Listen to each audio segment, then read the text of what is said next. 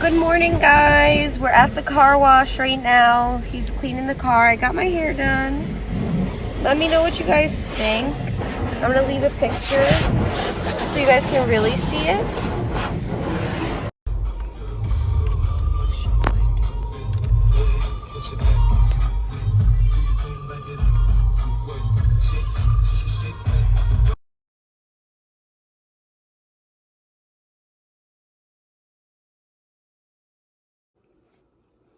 Hi guys, welcome back. My name is Allie. I am a heroin addict searching for my recovery. I attend a methadone clinic in Troy, New York. It's right next to Albany in upstate New York. I know, upstate New York is so not important. That's how I feel when people are like, oh, you're from New York? But anyway, I am back with another video. This is just gonna be like a little update video, a chit chat video. I wanted to talk about something that I saw today. So if you guys didn't notice, I dyed my hair.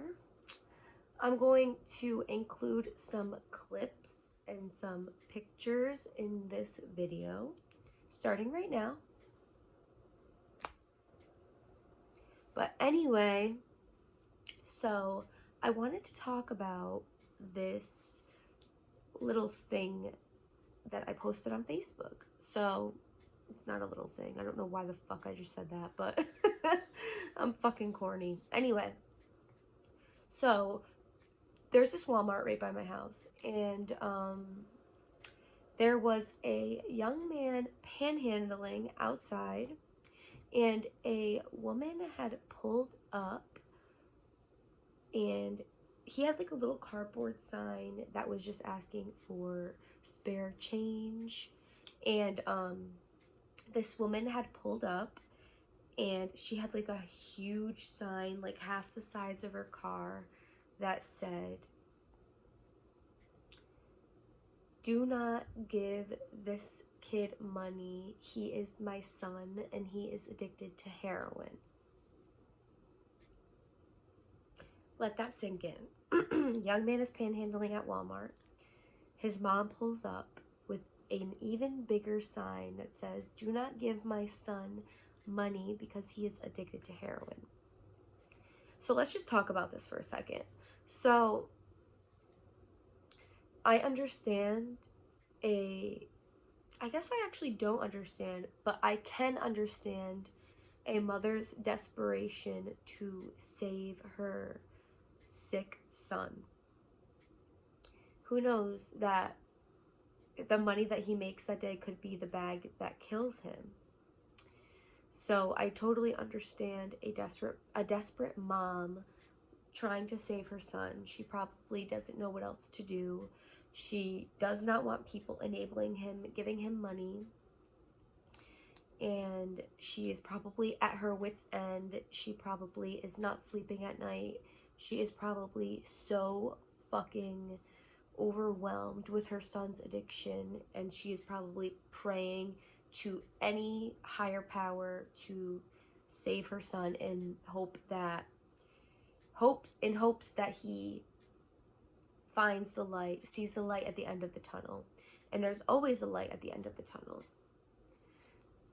But as an addict, I wanted to see what people thought. So I posted that on Facebook, and every single person, except for one person, it was a girl that I was in a rehab with, every single person said that good for her, good for her, that's a good mom, she is doing what she needs to do to save her son, and all of that. That's what most of the comments were.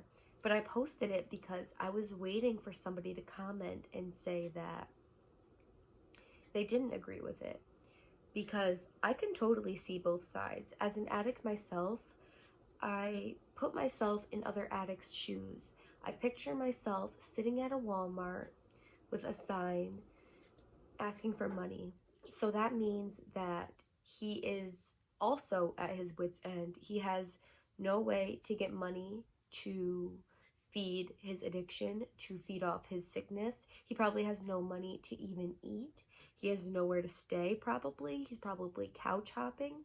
I'm assuming and trying to put myself in his shoes and to see at what point in my life would I go as low as panhandling. I would have to be homeless. I would have to have no food, nothing to drink or eat. I'd have to be hungry. I'd have to be deathly sick off of heroin. I'd have to have nobody to ask for anything, ask for any help. And yeah, I would have to be at my wit's end. So if I was at Walmart and a family member had came and held up a sign that said, "She is a heroin addict, don't give her any money," that's kind of humiliating, right? And I get that being humiliated and being embarrassed is better than buying a bag that might kill you, but even you holding up that sign is not going to make somebody get clean unless they want to get clean. They have to have it in their heart, mind, and body. They have to be mind, heart, and body have to be in line, all in agreement with getting clean. Your body, you have to be ready to get clean. You have to make that conscious decision yourself. Nobody else can make it for you. You cannot get clean for your children, for your mom, for your dad. At first, you can go into treatment and say, "I'm getting clean for my kids. I'm getting clean for my mom. I'm getting clean for my brother, my sister." You know, whoever it may be. At first, you go in for them, but your recovery while you're going in for them changes to a decision that you consciously want to make for yourself, to better your life, to not live in such despair. And it's a horrible life to live as an addict. I think we can all agree on that. Whether you're an addict or not, I'm sure many of you know an addict and you can see how much they're suffering. And someone holding up that sign, a family member, is just most likely going to chase away the addict. You're going to make the addict angry. And I don't think that is the right way that she could have went about it. She could have, this is my opinion and my opinion only. You could think something totally different, and I agree. I can see both sides to the situation. I'm trying to explain the addict side because I think we all can agree that she is a good mom. She wants to help her son. She does not want to see her son be buried into the ground over a bag. She wants to save him. She loves him. She will die for him, most likely. So we all are in agreement, probably, most likely, that she has good intentions. But that is why parents and family members should go to Al-Anon meetings or go to meetings that are specifically to help family members of addicts so they can teach you how to not enable an addict but to still help them. She could have brought him some food, something to eat. And I agree, you should not be giving an addict money, but nobody would have known he was an addict unless, if she didn't blatantly write on a big sign and point to him like, "Oh, he's an addict, don't do anything for him." I think that's kind of fucked up. So there's so many ways you can help an addict without giving them money. You can buy them some food. You can offer them a warm blanket. You can offer them a business card to call somebody to get help. You can give them a treatment facility business card. You can link them with somebody that can get them the help that they need. You can get them in touch with a homeless shelter. There's so many things, especially outside of a Walmart. There's so many things that you can give this addict besides money to go get high that will make them a lot more comfortable, so you're not blatantly giving them money to go get high. Like homeless people, a lot of people just hand them money and whatever, but there's a lot more things that you can do for a homeless person. And most of the time, you don't know if the homeless person is an addict or not. They could be mentally ill. They could just be They could be a millionaire that just had a lot of unfortunate events unfold in their life, and this is where they are right now. Nobody panhandles for the most part. Most people don't panhandle unless they really, really have to. And if you are an addict, I'm sure you understand how humiliating it is to even just panhandle in your own city. You know people are going to see you. You know people are going to judge you no matter what. You know people are going to laugh at you. You know a lot of people are just going to drive by you and and shoo you away. And it's humiliating enough to be out there, but when your own family member is pointing a sign and telling people not to help you, it's even more discouraging, and it pushes the addict away even more.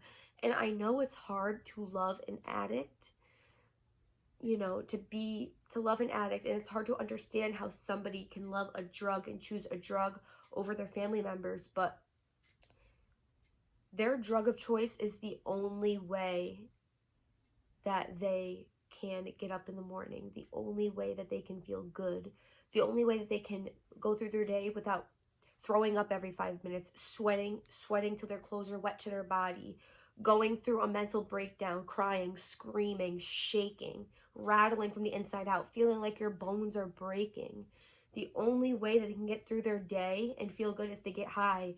Their dopamine receptors will not release happiness until that drug is in their system. And that is exactly why they keep running back to their drug. That is why it is called a disease, because it is a deficiency in your brain and body, your heart, your blood pressure, all of your body's functions cannot function until that drug is in you, because you have taken that drug so many times and for so long at such a high dose that your body, that is, being high on heroin is its main function. Like, your heart beats normally on heroin, your blood pressure is normal on heroin, your brain functions normally on heroin.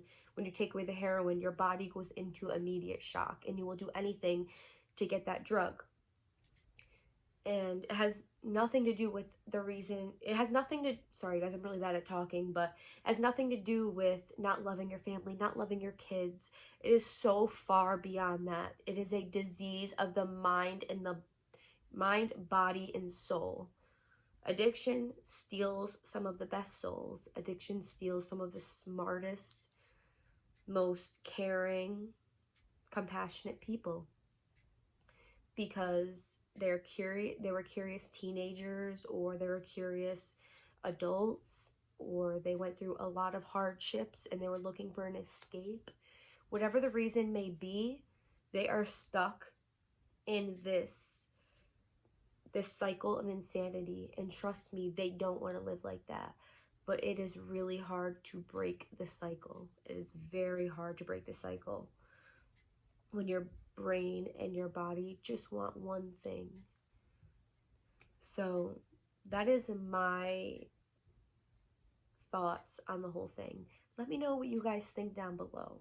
Like I said, I understand a mother or a family member's desperation to save the person that they love.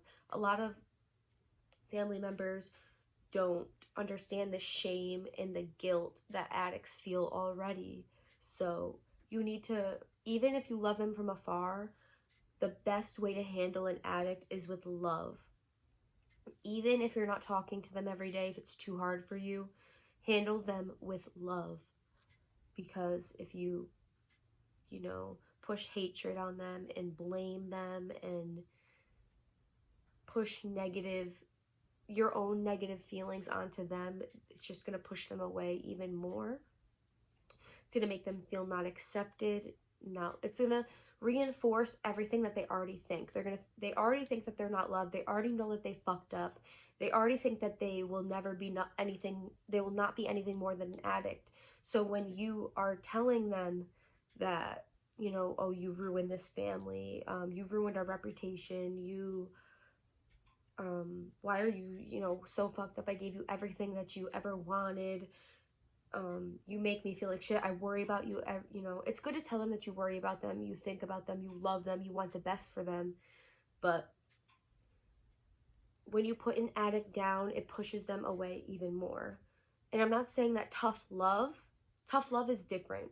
I think addicts do need tough love, but addicts need to know that you love them too, because when you show them that you know that they're worth more, that you see a better future for them, that you know that this life has so much more in store for them, and they will see and do amazing things in this life, they will start to believe it themselves. Speak life into the addicts in your family. Speak life into them. Even if you're a broken record, keep reminding them till they believe it and they see the light at the end of the tunnel, and they get the courage to start putting one foot in front of the other to better their life, better their feelings, better their emotions, just being a better person in general. Speak life into them until they're strong enough to save themselves.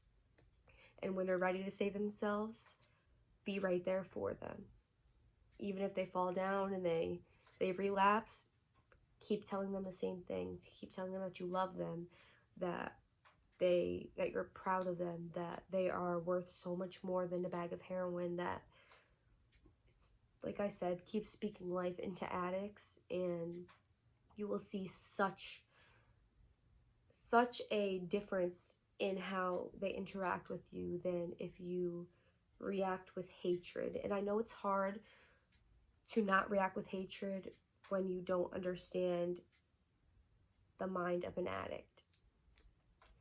Anyway, I love you guys. I hope this video makes sense.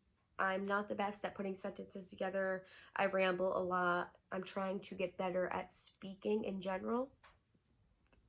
Like this video if you enjoyed what I talked about, and comment down below. I want to know what you guys think about the situation. And don't forget to subscribe if you want to see more of me. And don't forget to watch the video that I uploaded before this about cocaine addiction. I love you guys, and I will see you soon. Mwah.